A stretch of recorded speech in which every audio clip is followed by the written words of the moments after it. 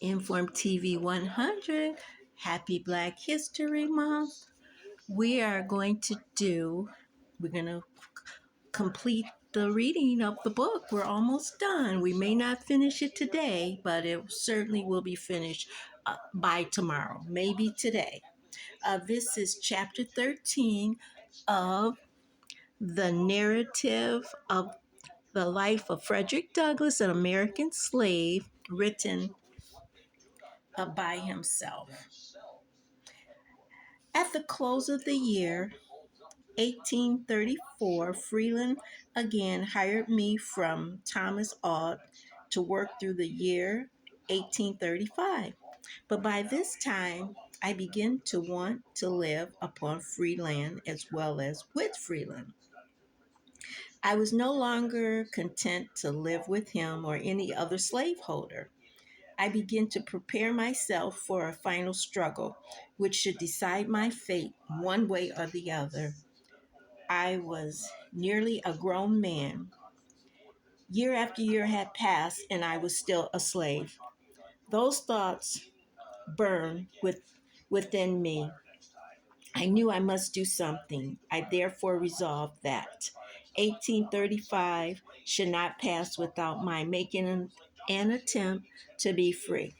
But I was not willing to cherish this determination alone. My fellow slaves were dear to me. I wanted them to share with me this life giving hope. I therefore, though very carefully, began to determine their views and feelings in regard to their condition and to plant in their minds thoughts of freedom. I thought of ways we might escape, and meanwhile worked whenever I could to convince them of the fraud and inhumanity of slavery. I went first to Henry, next to John, then to the others. I found in them all warm hearts and noble spirits. They were ready to hear and ready to act when a practical plan should be proposed. This was what I wanted. I talked to them about how slavery robbed us of our manhood if we gave in to our enslavement without at least one effort to be free. We met often and talked frequently and shared our hopes and fears and described the difficulties, real and imagined, which we might meet.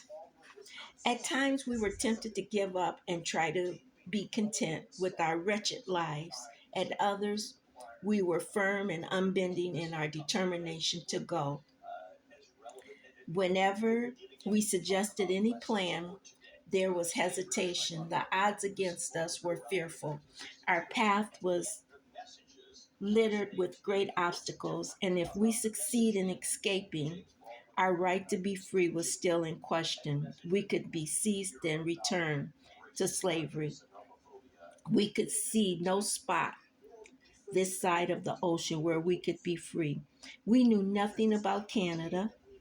Our knowledge of the North did not extend further than New York, and it was horrible to imagine reaching there and being harassed forever with the prospect of being returned to slavery. On the one hand, we saw slavery a stern reality, but one that we knew. On the other hand, back in the dim distance stood a doubtful freedom, beckoning us to come and share its hospitality. When we let ourselves imagine the road that stood between us and that freedom, we were frequently horrified. We saw ourselves being overtaken and turned to pieces and by the fangs of terrible bloodhounds. We were stung by scorpions, chased by wild bears, bitten by snakes, and finally, after having nearly reached the desired spot, after swimming the rivers, encountering wild animals, sleeping in the woods, suffering hunger and nakedness, we were caught by our pursuers. And when we resisted, shot dead upon the spot. As I say, this picture sometimes terrified us and made us think it might be better to put up with the evil we know than to run until an evil we did not know. God bless you. We are going to continue. This is installment 13, and we will continue the narrative of life of Frederick Douglass, an American slave. Happy Black History. This is Inform TV 100.